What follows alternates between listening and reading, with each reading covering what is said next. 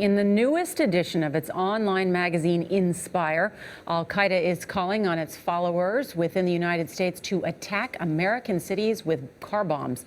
The publication lists major events and specific neighborhoods it wants targeted. Our former senior correspondent, John Miller, is New York City's Deputy Police Commissioner for Intelligence. John, good morning. Good morning. So this is scary because this latest edition is specific about targets, names, places in certain cities.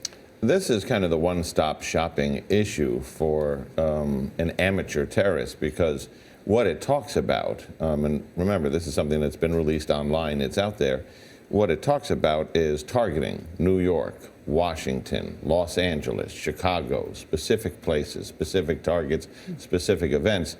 But it goes beyond that call, and it says, and by the way, here is a simple set of instructions for a car bomb that you can make with essentially, a trip to a big box hardware store and a couple of chemical places. And it advises potential terrorists to target people, not buildings. Well, in the car bomb section, it talks about, this is not a bomb that's going to take out a building, but it'll take out all the people around it.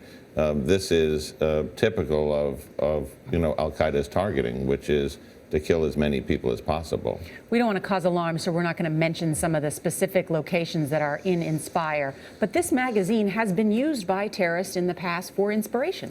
When you take a look, now this is issue 12 of Inspire, which, some people have coined as the Vanity Fair of terrorism. It talks about well-known figures in terrorism. It has some kind of hero worship for people who have either been captured or killed, but it also has these practical instructions, as you say, Nora. And the most famous article was how to build a bomb in the kitchen of your mom.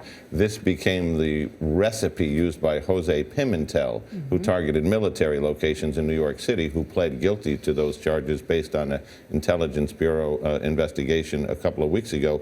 It is also, notably, the place where they got the recipe for the pressure cooker bombs used in the Boston Marathon. So the problem here is the people who are following this stuff on the internet know this publication, know how to find it, and have used the recipes before to devastating effect. We're coming up on the one-year anniversary of the Boston Marathon bombing, and this issue, I think, spends a lot of time talking about that.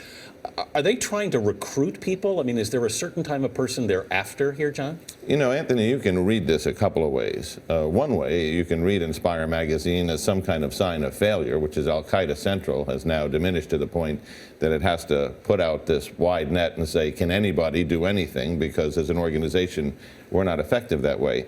Or you can flip that coin and say, they've now gone from being an effective terrorist organization to being a narrative that gets out to millions of people. The Boston Marathon bombers, Jose Pimentel, you can pick your person who's been picked up in one of these plots, usually never made contact with Al-Qaeda.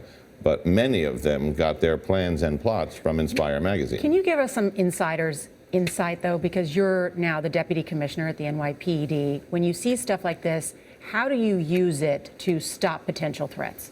We look at their targeting, and we have a number of programs that rely on intelligence, rely on predictability, and rely on unpredictability. So we have the critical response vehicles, which we will use the intelligence to post at sensitive locations around the city.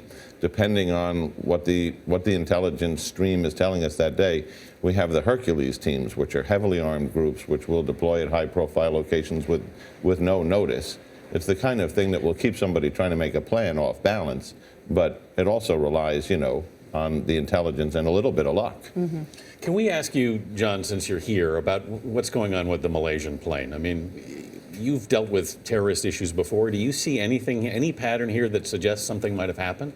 Well, you look at a 777, and you compare this to other cases. Obviously, this is one of the most advanced and safest planes in the air. It's the kind of plane that if you tried to crash it, the override systems would try to stop you unless you were extraordinarily experienced and able to override the override. So you have to go with what you know. You look at cases that have similarities. The crash of TWA Flight 800 off the coast of Long Island. You look at the crash of Egypt Air Flight 990 off Nantucket.